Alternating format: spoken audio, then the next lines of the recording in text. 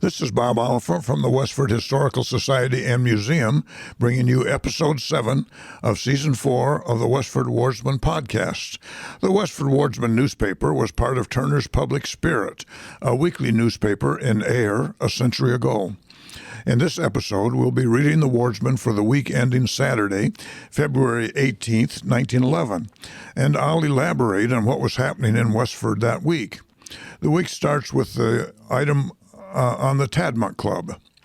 Postponements and changes in time of meeting have never been the policy of the executive board of the Tadmont Club, but the meeting for February 7th was necessarily put over until February 14th on account of the very stormy day. The meeting was held Tuesday afternoon under the usual pleasant conditions with good attendance. A club valentine of a vase of carnations graced the speaker's table. The subject was the fifth in the series of the special topic for the study of Spanish North America and was California.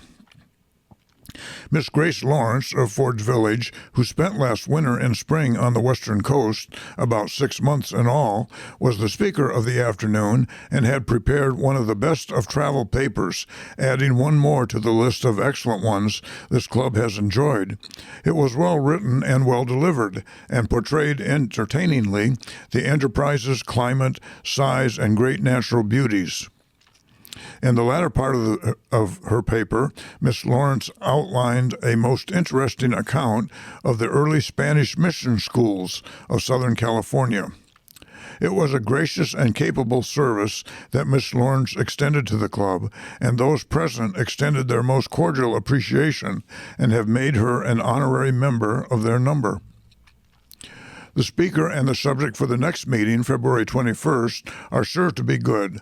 The speaker will be Reverend Benjamin H. Bailey, and, quote, the minister in fiction, end quote, is the attractive subject. Reverend Bailey was, of course, the pastor at the First Unitarian Church in Westford Center, now the First Parish Church United. The next section is called Board of Trade. The recently organized Board of Trade, made up of the citizens of our town with a view to its welfare and development on broad lines, starts out most auspiciously.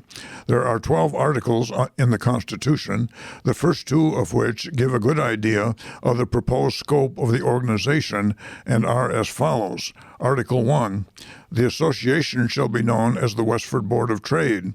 Article 2, it shall have for its object the advancement of the public interests of the town of Westford, the development of all legitimate enterprises tending to increase the prosperity, the uniting of the energies and influences of its citizens upon all subjects affecting the welfare of the town, the improvement of facilities for transportation, the diffusion of information concerning the manufactures, trade, and business of the town, and the cultivation of friendly relations among the citizens of Westford and vicinity. The membership fee is 50 cents and an annual fee hereafter of 50 cents a year. The new officers are Edward Fisher, President, P. Henry Harrington, Vice President, Charles O. Prescott, Secretary, Leonard W. Wheeler, Treasurer. The board of directors to serve for 1 year are Captain Sherman Fletcher, Edward Hanley, Albert Wall, Samuel Taylor, Herbert Hildreth, and these directors have appointed the following committees for the ensuing year. Town Affairs and Real Estate Development, Captain Fletcher, George Day, Hammett Wright. Transportation, John Abbott, Herbert Fletcher, and Edward Fisher. Statistics Information, Charles Prescott, Elmer Nutting, Albert Wall. Manufacture and Mercantile Affairs, Julian Cameron, Charles Sargent, and Charles Troll. Public Buildings, Parks and Sidewalks, Street Lighting, and Village Improvement, Albert Schote, Oscar Spaulding, Edward Hanley. Athletics, Dexter Cogshall and R.J. McCarthy, John Spinner. Collection and presentation of local historical and photographical material, Charles Hildreth, John Carmichael, R.D. Prescott. Entertainment, Edward M. Abbott and Joseph Wall and George Weaver. That notably on that photographic committee was Charles L. Hildreth, who was quite a photographer, and the Westford Museum has a large part of his collection of town photographs from the early 1900s mostly. The next section is the Westford Center section. Farmers and others have taken all the advantage they could of the good sledding to get wood and logs from the woods this last week. Also, some merry sleighing parties have been enjoyed. Will Wright and Fred Smith took a party of 18 young people last Friday night, going toward Lowell and home through Chelmsford. The party was chaperoned by Mrs. Florence Isles and Mrs. Melvin Steele. Wednesday evening of this week, a party of Academy students went to Chelmsford for a basketball contest. Henry Kuhn, living on the Blood Place, who was quite seriously hurt with a runaway horse and been shut in, is on the gain with prospects of resuming active work soon. Various ones have substituted on the milk team for him. Miss Ethel Fowle, Fowle, who taught dancing here so successfully a few seasons ago and has many friends here, is quite ill with typhoid fever at her home in Woburn. The regular prayer meeting of the Congregational Church was held with Mrs. Quincy Day on Wednesday evening. Last Sunday morning at this church, Mr. Wallace's tribute to Lincoln was particularly good. In the afternoon, Mr. Wallace went to Lunenburg to officiate at the funeral of a little child in the home of former parishioners. William Sutherland, who has been quite sick with a heavy cold and an abscess on his face, is improving. The rehearsals for the Old Folks concert, which were in progress at the time of Mrs. Wood's sad death, were suspended for the time, and the committee in charge, who were special friends of the deceased, cannot get it ready for this month. And it is hoped that the committee who had the March Supper in charge will alternate with this committee and have the social take place on Friday of next week. Quite inadvertently, in reporting the last social, the Teacher's Enterprise, the name of Miss E. Marion Sweat, the skillful accompanist of the evening, was omitted from the list of entertainers. A little son, Henry Wilson, was born into the home of Mr. and Mrs. James D. Wilson on the South Road this week. He was born on February 13th. The next section is the About Town section. Owing to a flush milk market and other kinds of hindrances, Henry B. Reed has decided to reduce his stock at auction next Monday afternoon. Albert S. Hildreth, who has been ill with the grip at his home on the Concord Road, has, with the aid of Dr. Wells, got a grip on the grip, and it appears at present like sticking to it. The grip with an E at the end, with a GRIPPE grip, is what we would call flu or influenza. The Board of Registration held the first meeting prior to town meeting on Friday evening at the Town Hall and arranged for future meetings, which will be made public next week. The usual whispers of the approaching annual town meeting are all ready for a hearing. As the town has canceled all indebtedness, the J.V. Fletcher Library, the library having been created to light up the mind, it is now deemed wise to ask for an appropriation to light up our feet on the public roads. Electric light for Westford, Forge Village, Graniteville, and Brookside is what is coming. Don't try to hinder this movement by catching hold of the wire. You will be shocked to find what a live affair the wire is compared with you. The next section is the Farmers Institute section. Good fortune and good management had it their way. There will be a Midway Farmers Institute between the Westford Institute and the Early March Institute of Tingsboro. This extra will be held at the church in Pawtucketville, Lowell, Tuesday, February 21st.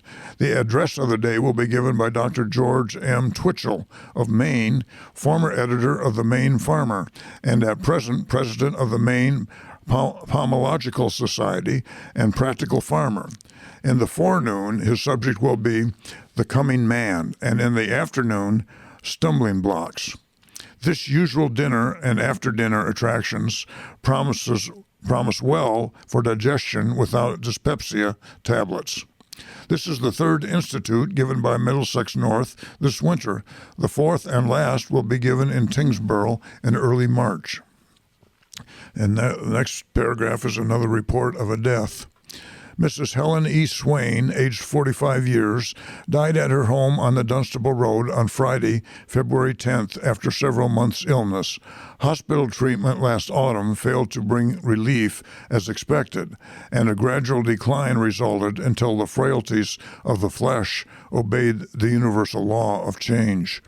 She leaves beside her husband, Fred W. Swain, who is a draughtsman for the C.G. Sargent Sons machine shop at Graniteville, 4 boys and 2 girls, the youngest being about 1 year old. The funeral was held from the residence on Sunday afternoon, relatives, friends, and neighbors gathering for this last, final, universal, and closing scene. Reverend Havermale of the village church of Graniteville, which is a Methodist church, conducted the service. The flowers of roses, pinks, sweet peas, and asters contributed their hopeful emblem. The body was sent on the early morning train to Franklin, New Hampshire, where burial took place. Undertaker David L. Grieg and Son, with their usual careful and sympathetic management, were confided with full charge. The Swains have been in town but a few years, moving from Tingsboro, and purchased a small farm close to the Tingsboro line at the foot of Scribner Hill, which is just off north of the northern Westford border. The next paragraph is called Attendance, the Largest. The Fortnightly Club held its regular semi-monthly meeting on Friday evening, February 10th. The attendance was the largest of the season. Arthur Blodgett, president of the club, was master of ceremonies and read the roll call of exercises, and the following persons responded. Duet, Arthur Blodgett, cornet, and Mr. Nuthall of Billerica trombone. This was captivating enough for Do It Again. Song, Mrs. Emily Blodgett and Miss Carrie Prynne. This song was so charged with catchy, quick step meter that everybody chimed in for more. Trombone solo, Mr. Nuthall recalled. Violin solo, Arthur Blodgett, who was also a repeater. Discussion resolved on the question or the statement that home has a greater influence on character than the influence of society. The well-known DeLacy Corkum of Billerica, the man with many words and great memory, spoke for the affirmative. He went back to Adam and traveled all the way afoot. Peered into home life along this tedious march until he reached the home life of one Corkum, where he paused for refreshments and allowed Samuel L. Taylor, the featherweight, to relieve himself of a few harmless thoughts on the negative side. The affirmative spun 2 1/2 rounds and the negative 2 rounds. This extra was allowed for entertaining in a general way rather than argument, after which the question was given to the audience, and C.R.P. Decatur, Horace Gould, Andrew Johnson, Joseph Wall, and Ernest Dane proceeded to knock down arguments and set up others. Whether a heavily charged memory won this debate or feathers, don't know, as no vote was taken. All that can be said is that neither side seemed exhausted when the gong sounded. DeLacy Corkum and Sam Taylor were both very well-known talkers, and I'm sure they could go all night arguing with each other. The next section is the Forge Village section. A most enjoyable dancing party was held by the members of the Pro Tem Club on Saturday evening, which proved to be a success. Among those present were many from Graniteville and Ayer, besides those who attended from this village. After the dancing and during intermission, ice cream and cake were served. The young men who had charge of the affair and who are responsible for its success were John E. Burnett, floor director, William D. Rohn, assistant, Percy Wilson, John Shackleton, and Harry White, aides. Reverend Michael E. Doherty of North Chelmsford conducted the Catholic service in Abbott Hall on Sunday morning and preached a very fine sermon. Miss Hannah Colburn, who has been ill with the grip, is now improving. Captain Eaton, who has returned to work after being confined to his home by illness. Mr. and Mrs. Joseph Leclerc and little daughter Irene of North Chelmsford spent last Sunday at the home of Mr. Leclerc's parents, Mr. and Mrs. Felix Leclerc. Services were held at St. Andrew's Mission on Sunday afternoon. Reverend A.L. Bumpus preached an excellent sermon, which was enjoyed by all who attended service. The men who have been at work during the week on the frozen water mains of the Westford Water Company, situated near the Boston and Maine Railroad crossing, completed their labor on Tuesday afternoon. Many from this village attended the supper held at the home of Mr. and Mrs. Chester Blodgett on Sunday evening, it being the occasion of Mr. Blodgett's birthday. The table was laden with good things, and 26 sat down to supper, after which a musical program was enjoyed.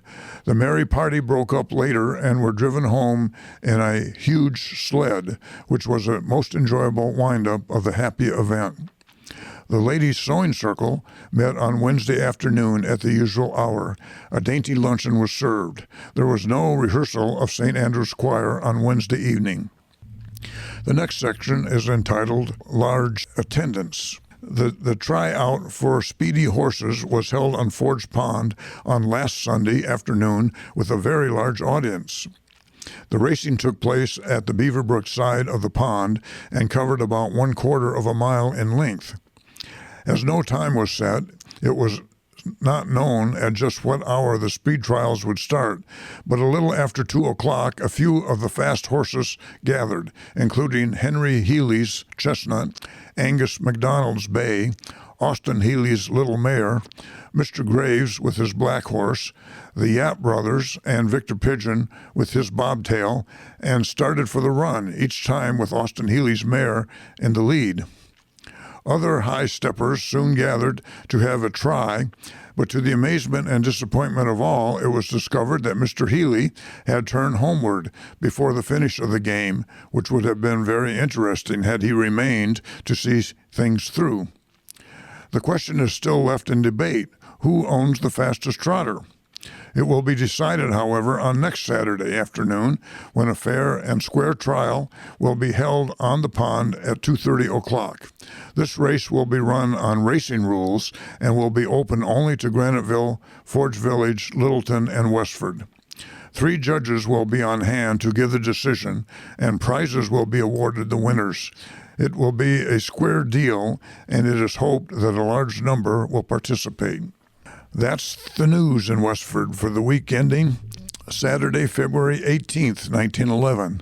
Thank you for listening, and thanks to Ryan Cousins of Westford CAT for providing technical support.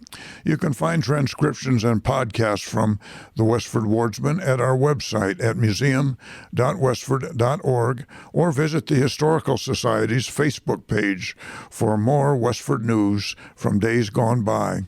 This is Bob Oliphant, and I hope you will join us for next week's Westford Wardsman podcast. Thank you.